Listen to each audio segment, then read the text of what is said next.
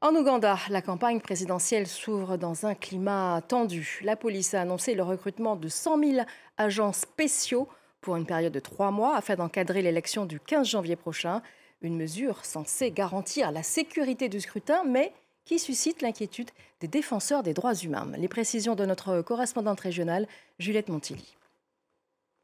Cette annonce de recrutement par la police pour la période électorale inquiète en Ouganda. On parle de 100 000 agents dits spéciaux.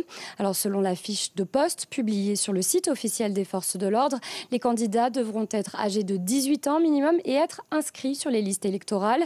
Il est aussi requis d'être, je cite, nationaliste et patriotique.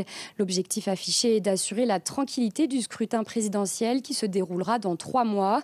Mais cette nouvelle suscite des craintes au sein de la société civile qui dénonce une militarisation du processus électoral et la menace d'intimidation des électeurs. Les critiques pointent également les risques liés au jeune âge des futurs recrues et à leur manque de formation.